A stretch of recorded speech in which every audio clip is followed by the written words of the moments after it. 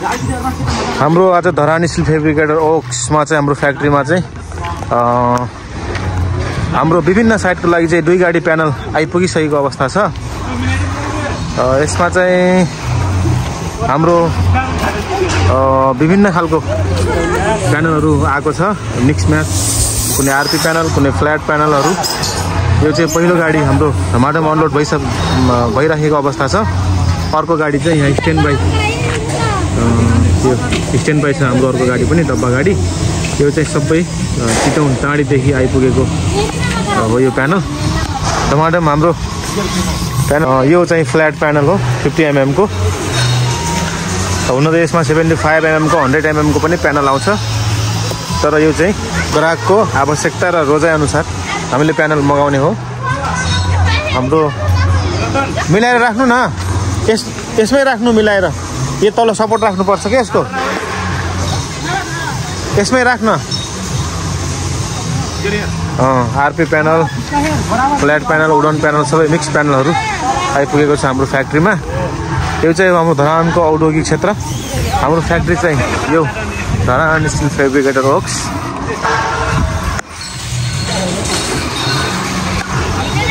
हाम्रो चाहिँ फ्याक्ट्रीमा आज प्यानल अनलोडिङ हुँदैछ। यो विभिन्न साइड पहाडदेखि इटहरी, विराटनगर, कालापन्जा, धरानको मिक्स साइडको लागि चाहिँ आउँदैछ धमाधम। कुन प्यानल हो यो? RP panel? त्यसमै राख मिलाएर। सकेसम्म चाहिँ पछाडि नल्याउ ल त्यो भन्दा, किन तल सपोर्ट छैन नि त। हाम्रो किङकङजी चाहिँ प्यानल अनलोडिङको हाम्रो म्यानेजर साहब हुनुहुन्छ। सबैजना हाम्रो एक्टिभली प्यानल अनलोडिङ गर्ने कार्य हुँदैछ। त्यो काटेर हाल्नुपर्छ ल दाइ तल। पानी पनि लगभग पर्नु लागिसक्यो। हाम्रो गाडी, पहिलो गाडी पनि अनलोड लगभग आधी भइसकेको अवस्था छ। यसरी हाम्रो प्यानलहरू अनलोडिङ भइरहेको छ धमाधम।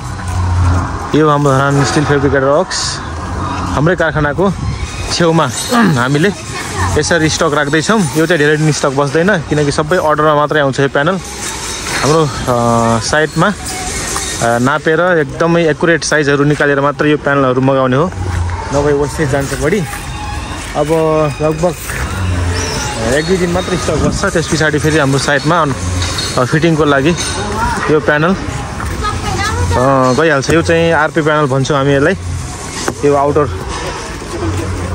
साइडको लागि जुन चाहिँ यो 50 mm को आरपी प्यानल हो। यो यसमा 75 को पनि आउँछ, 75 पनि आएको छ यसमा गाडीमा छ। यो फ्ल्याट प्यानल यसरी हाम्रो धमाधम अनलोड भइरहेको अवस्था छ। अलिकति स्पेस छैन हाम्रो कारखानामा, र डाइरेक्ट हामीले खासमा यो प्यानल चाहिँ साइडमै झार्ने हो। तर साइडमा पनि अहिले ठाउँ नभएको कारणले गर्दाखेरि हामी 1-2 दिन स्टक कारखानामै राख्दैछौँ। किङकङजी, प्रवेश, हाम्रो धमाधम, हाम्रो मेरो भ्लग पार्टनरहरू हेर्दै गर्नु होला, किप वाचिङ। अहिले हाम्रो लगभग यो पहिलो गाडी लगभग खाली हुन लागिसकेको अवस्था छ। थोरै मात्र प्यानल बाँकी छ। यो चाहिँ हो 75 mm को 75 mm को आरपी प्यानल।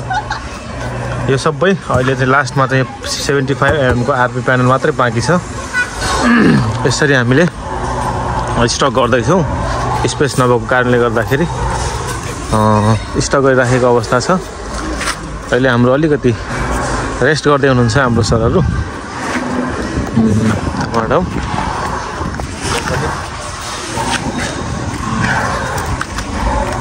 सो यसमा प्यानल अनलोडिङमा यो चाहिँ EPS थर्मोकोल फर्म, यसले गर्दा चाहिँ टेम्परेचरहरू मेन्टेन हुन्छ यो प्यानलमा।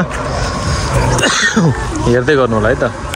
हाम्रो पहिलो गाडी अनलोडिङ भइसकेर दोस्रो गाडी पनि लगभग आधी भइसकेको अवस्था छ।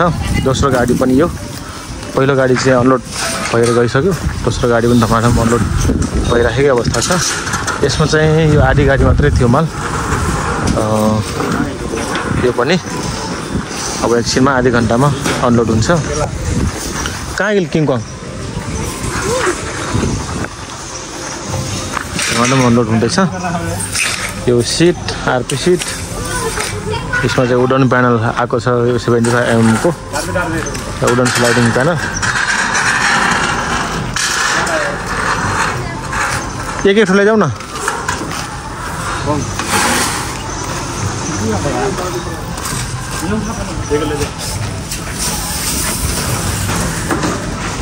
टमाटर अनलोड बनिरहेको अवस्था छ। अब हाम्रो चाहिँ लगभग 2-3 दिन चाहिँ टमाटर प्यानल फिटिङको कामहरू हुन्छ। त्यस पछाडि फेरि रिअर्डर गर्नुपर्छ नयाँ साइडको।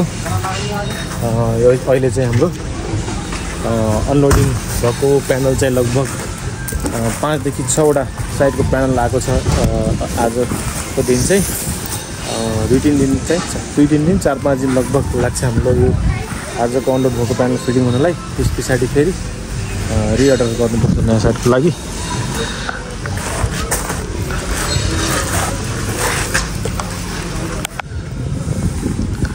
हाम्रो 2 गाडी प्यानलहरू अनलोड भइसकेको अवस्था छ। यो हो हाम्रो 75 mm को यो वुडन टेक्सचरको स्लाइडिङ प्यानल। यो दुईटा यो चाहिँ एउटै साइडको लागि हो। यो हाम्रो वुडन कलरको स्लाइडिङ प्यानल। यो साइडमा चाहिँ फ्ल्याट र आरपी प्यानल हामीले राखेको छौँ। 2 गाडी सामान चाहिँ आज हाम्रो झर्यो चितवनदेखि, चितवनको टाँडीबाट आयो। अब चाहिँ हामी हाम्रो आफ्नो साइडमा चाहिँ यो हाम्रो आफ्नै गाडीमा यो पिकअप र अर्को पिकअप यहाँ छ। यो दुईटा पिकअपमा चाहिँ धमाधम आज हामी सामान डेलिभर गर्छौँ। यो हाम्रो पिकअप महिन्द्राको पिकअप रेडी छ। त्यो पनि महिन्द्राकै हो, रेडी छ। यस्तो प्रकारको देखिसक्नुभयो तपाईँहरूले। लगभग मैले आज कस्तो हुन्छ त हाम्रो एसआई प्यानलबाट बन्ने घरको प्यानल चाहिँ कस्तो हुन्छ, कहाँबाट आउँछ भन्ने कुरा पनि तपाईँहरूलाई मैले देखाएँ। ठ्याक्कै हामीले हाम्रो अफिसको कारखानाकै छेउमा झारेको छौँ। तपाईँहरूलाई पनि यस्तो किसिमको घरहरू निर्माण गर्नु परेमा हामीलाई सम्पर्क गर्नुहोला। अस्ति पनि मैले हाम्रो कन्ट्याक्ट नम्बर राखेको थिएँ र हाम्रो डाइरेक्ट कल गर्नको लागि चाहिँ हामीले डाइरेक्ट कल गर्न सक्नुहुन्छ।